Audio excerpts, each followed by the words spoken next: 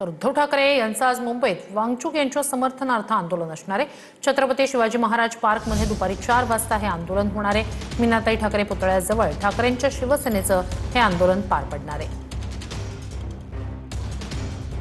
जवळपास 20 दिवस देशातल्या तरुणांच्या भविष्यासाठी सोनम वांगचुक जे उपोषणाला बसले होते त्यांची कशा पद्धतीने उचलबांगडी केली, काय जणू काय एखाद्या अतिरेक्याला पकडावं तसं पोलीस घुसले, चादरी बिदरी टाकल्या आणि उचलून घेऊन गेले।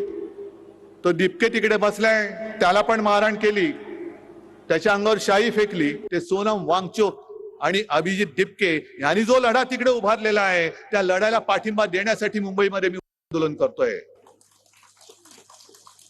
तुम्हाला सुद्धा शक्य असेल तुम्ही सुद्धा आंदोलन करा। जिथे जिथे तुम्हाला जे जे करता येणे शक्य शांततापूर्ण मार्गाने ते करा। अनेकांनी मला विचारलं तुम्ही दिल्लीला जाणार का?